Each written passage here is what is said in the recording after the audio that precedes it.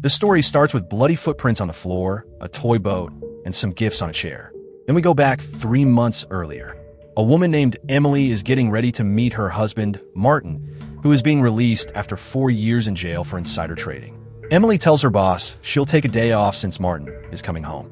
She and Martin's mother drive to the prison, and when Martin comes out, Emily runs and hugs him. That night, Martin tries to talk and get close to her again, but Emily seems sad and distant. He says he met a man named Marshall in prison who promised him a job in Dubai. Martin swears he'll rebuild their lives, but Emily barely reacts.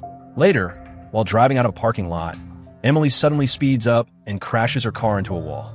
She wakes up in the hospital, where Dr. Banks, a psychiatrist, questions her.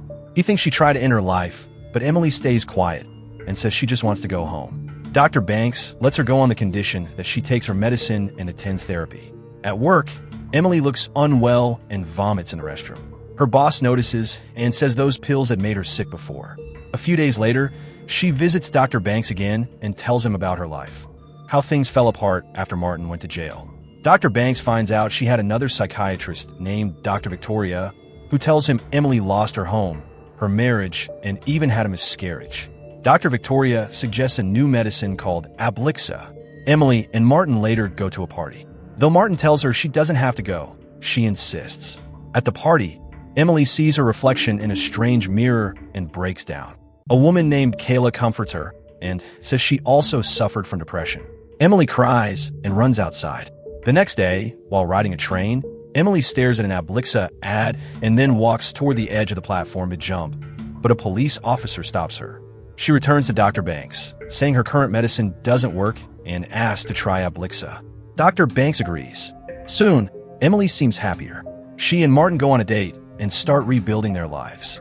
But one night, Martin wakes up to loud music and bright lights. Emily is in the kitchen, cooking while completely asleep. She's sleepwalking. The next day, they visit Dr. Banks. Martin wants her to stop taking Ablixa, but Emily says it helps her feel better. So Dr. Banks keeps her on Ablixa and adds another pill to help with sleepwalking. One day, Martin leaves to meet his prison friend Marshall about a business in Houston. Meanwhile, Emily goes to work, sees a toy boat in a shop window, and stares at it for a while. She arrives late and tells her boss she missed her train stop. He tells her to go home and rest. At home, she quietly takes another Ablixa pill. That night, Martin returns home and sees a toy boat and gifts on a chair. From the kitchen, he hears noise and finds Emily cooking for 3 people while sleepwalking again. When he tries to wake her, Emily suddenly stabs him over and over, then calmly walks back to bed. The next morning, police find Martin dead and Emily crying beside him, claiming she remembers nothing. At the station, Dr. Banks learns Emily only talks about him. Police show him her medicine and ask questions. Dr. Banks explains that Ablixa can cause dangerous side effects like sleepwalking.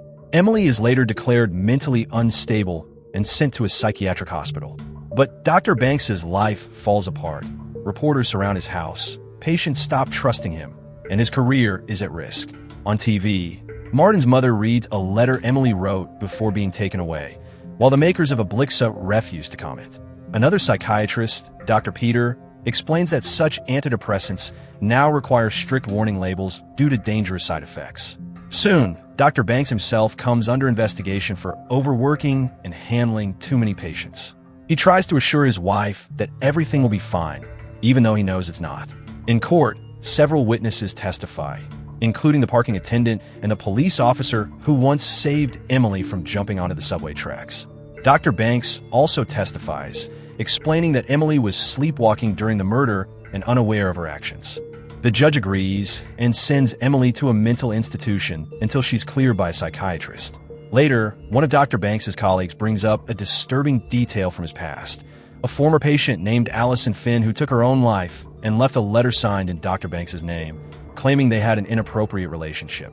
Dr. Banks denies it completely, saying it was only part of her delusion. Determined to prove his innocence, Dr. Banks begins digging deeper online for information about Ablixa, hoping to uncover what's really behind everything that's happened.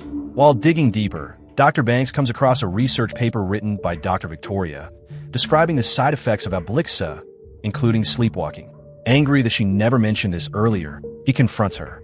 Dr. Victoria hesitates before claiming that the information was already public, It had been reported in the news. Suspicious, Dr. Banks starts investigating Emily's past. He talks to the parking attendant who witnessed her car crash and learns that Emily was wearing her seatbelt, something that doesn't make sense if it was a suicide attempt. Then he visits her workplace to ask about Julia, the woman who supposedly recommended Ablixa. But no one there has ever heard of her. Dr. Banks realizes Emily may have made Julia up. When he tells his wife about it, she brushes it off, saying it's common for mentally ill people to invent stories. He later visits Emily at the mental hospital. She seems calmer now, claiming she feels better. When asked again about Julia, she insists she worked with her at a bar, but hasn't seen her since the incident. Her answer leaves Dr. Banks more confused than ever. Soon after, the company running the Delatrex drug trial cuts ties with Dr. Banks, saying that after Emily's case, they can't risk his involvement. The representative casually mentions that a rival pharmaceutical company's stock has skyrocketed since the Ablixa scandal. That's when it hits him. Emily and Martin's tragedy might have been part of a larger insider trading scheme. He explains his theory to his wife. Ablixa's downfall was used to manipulate the stock market and make another company rich. But she pleads with him to let it go before he ruins his career completely. Still obsessed, Dr. Banks visits Emily again. He pretends to inject her with a truth serum, saying it will help her get released sooner if she tells the truth. Emily begins to look sleepy and starts talking about her miscarriage, about her lost baby, Madeline. When Dr. Banks asks if she killed her husband for money, she tearfully insists she loved him, then drifts off to sleep. Later, Dr. Banks shows the district attorney the video recording. He reveals that he never gave Emily any real drug. It was just salt water. The sleepiness was an act. Emily had been lying the whole time. But the DA refuses to reopen the case, saying the verdict has already been decided. Frustrated, Dr. Banks returns to the hospital and notices Dr. Victoria's name on the visitor log. He confronts her, and soon after, receives an email containing photos of himself with Emily. Pictures that make it look like they were having an affair. When he gets home, his wife slaps him and leaves, believing the photos are real. That night, Dr. Victoria leaves him a voicemail, asking if he saw the pictures and inviting him to meet her. During their meeting, Dr. Banks threatens her, saying she might as well enjoy the money she made because Emily already confessed everything. Enraged, Dr. Victoria demands that he free Emily from the hospital, promising they'll both disappear. Back at the facility, he shows her another patient undergoing shock treatment and tells her that Dr. Victoria made a deal for her to get the same treatment. Terrified, Emily tries to reach Dr. Victoria, but it's too late. Her calls don't go through. Sedated by the nurses, she starts losing control.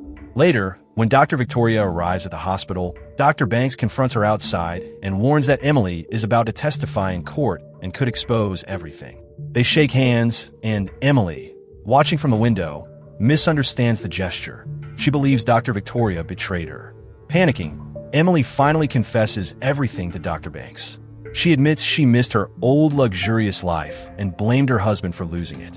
After his arrest, she started therapy with Dr. Victoria, and their professional sessions slowly turned into something more personal.